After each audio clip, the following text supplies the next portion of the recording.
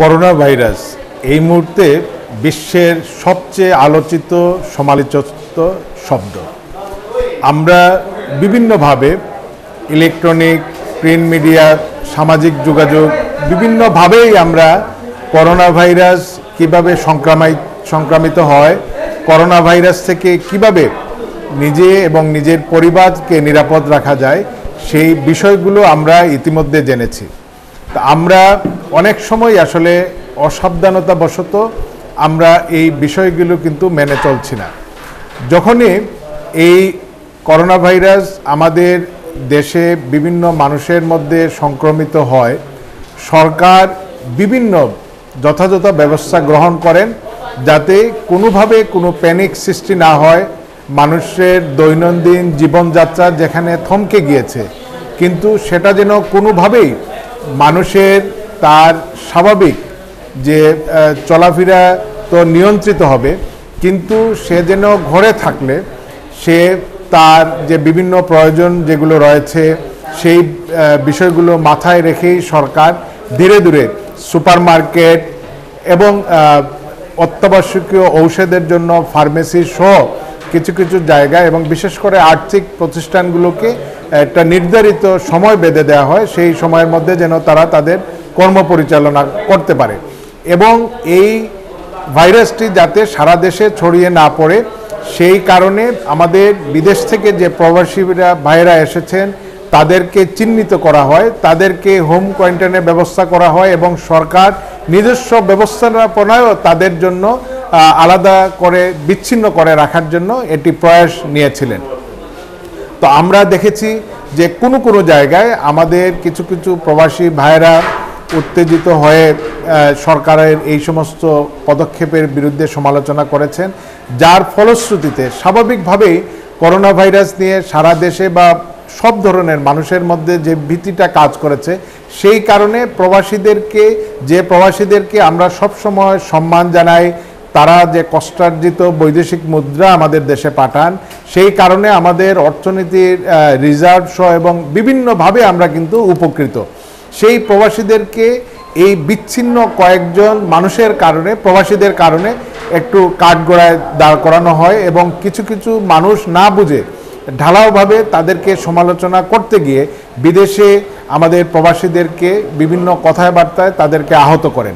আমাদের একটা জিনিস মনে রাখতে হবে যে আমরা নিকট অতীতে বা অনেক সময় আমরা যেটা দেখেছি, যে কোনো দুর্যোগ দুর্বিপাকে আমাদের এই প্রবাসীরা শুধু পরিবার পরিজন নয়, তারা কিন্তু সারা দেশের মানুষের সেই দুর্যোগগ্রস্ত মানুষের পাশে দাঁড়ান। তো আমি মনে করি সেই পর্যায় থেকে আমরা বের হয়ে এসেছি।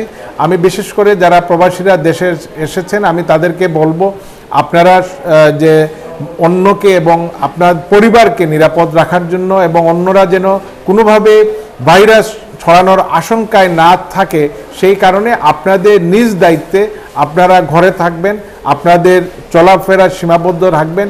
এটা হলো প্রবাসীদের জন্য। আর আমাদের দেশে যারা রয়েছেন আমরা প্রত্যেককেই বলবো যে ইলেকট্রনিক এবং প্রিন্ট মিডিয়া এবং বিভিন্নভাবে সরকার কিন্তু ইতিমধ্যে এবং আমরাও সামাজিক যোগাযোগ সহ বিভিন্নভাবে আমরা জেনেছি যে এই রোগটি বা এই ভাইরাসটি নিজে থেকে কিন্তু কারো ঘরে যায় না। আমরা যদি তাকে বহন করে নিজেদের ঘরে নিয়ে আসি তাহলে কিন্তু সে এক জায়গায় থেকে আরেক জায়গায় যেতে পারে না। এই কারণে আমাদেরকে আগামী 4 তারিখ পর্যন্ত এবং হয়তো পরবর্তীতে আরও কিছু দিনের জন্য আমাদেরকে ঘরে থাকতে হবে। আমরা যদি ঘরে থাকি আমরা নিরাপদ থাকব, আমাদের পরিবার নিরাপদ থাকবে, আমাদের সমাজ নিরাপদ থাকবে। আমরা দেখেছি পাশ্চাত্যের বিভিন্ন উন্নত দেশ যাদের সঙ্গে আমাদের চিকিৎসার কোনো ধরনের তুলনাই হয় না, সেই সমস্ত দেশ আজকে অসহায় হয়ে গিয়েছে। এই কারণে আমাদের যে সীমাবদ্ধতা রয়েছে, এই কারণে আমাদের সর্বাগ্যে সরকারের পক্ষ থেকে যে ব্যবস্থাটা নেওয়া হয়েছে কোনোভাবেই যেন এই রোগটা সংক্রামিত না হয়।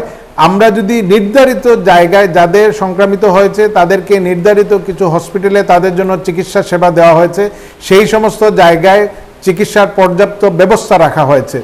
তারপরেও আমরা চাই যে কোনোভাবেই যেন আমরা এই রোগটি ছড়ানোর কোনো ঝুঁকি নিজে না নেই এবং বিভিন্নভাবে সরকারের পক্ষ থেকে স্থানীয় প্রশাসন এবং তাদেরকে সহায়তা করার জন্য আমাদের অহংকার, জাতীয় ঐক্যের প্রতীক সেনাবাহিনীকে পর্যন্ত মাঠে নামানো হয়েছে। বিভিন্ন জায়গায় প্রশাসন বা আইনশৃঙ্খলার বাহিনী যখন যায় তখন দেখা যায় যে মানুষজন রাস্তা থেকে চলে যায়, কিন্তু তারা সরে যাওয়ার পরেই আবার মানুষজন রাস্তায় নেমে আসে। এই যে আমরা মাত্র কয়েকদিন নিজেরা নিজেদেরকে একটু গুটিয়ে রাখতে না পারার কারণে বা নিজেদেরকে বাইরে বের হওয়ার যে বা সামাজিক মেলামেশার সুযোগ থেকে সামান্য কয়েকদিনের জন্য বঞ্চিত না করার যে কাজটা আমরা করছি, এতে করে নিজের পরিবার, সমাজ এবং রাষ্ট্রকে আমরা যে হুমকির মুখে ঠেলে দিচ্ছি। আমি মনে করি আমাদের আরও কয়েকটা দিন এই বিষয়গুলো সতর্কতার সঙ্গে, বিশেষ করে বিভিন্ন ধর্মীয় প্রতিষ্ঠানগুলোতে, মসজিদে, গির্জায় কিন্তু এই বিষয়গুলো তুলে ধরা হচ্ছে এবং আমরা যাদের মধ্যে এই রোগের লক্ষণ দেখা যাচ্ছে আমরা যেন আমাদের নিকটস্থ আমাদের এই বিশেষায়িত যে হসপিটালগুলো রয়েছে সেখানে এবং যারা ডাক্তার রয়েছে তাদের সঙ্গে যোগাযোগ করি এবং এই কয়েকটা দিন আমরা নিজেরা খুব প্রয়োজন ছাড়া যেন আমরা ঘরের বাইরে না যাই। খুব প্রয়োজন বলতে তাও আমরা মনে করি যেটা দুটো কারণে, একটা হলো চিকিৎসা সেবা এবং কোনো ঔষধ কিনতে হলে আর নিত্য প্রয়োজনীয় জিনিসপত্র, তার বাইরে আমরা যেন কোনোভাবেই আমরা ঘরের বাইরে না যাই। এবং আরেকটা বিষয়, সরকার ইতিমধ্যে যারা এই যে বিশেষ ব্যবস্থায় শ্রমহীন হয়েছে, আমাদের শ্রমজীবী যারা দিন আনে দিন খায়, এই ধরনের অসংখ্য মানুষ রয়েছে যারা প্রথাগতভাবে মানুষের কাছে হাত পাততে অভ্যস্ত নয়। আমরা সমাজে যারা সামর্থ্যবান রয়েছে আমরা যেন চেষ্টা করি আমাদের আশেপাশে এই ধরনের শ্রমহীন কর্মজীবী যে মানুষগুলো রয়েছে তাদেরকে একটু যেন আমরা সহযোগিতার হাত বাড়াই।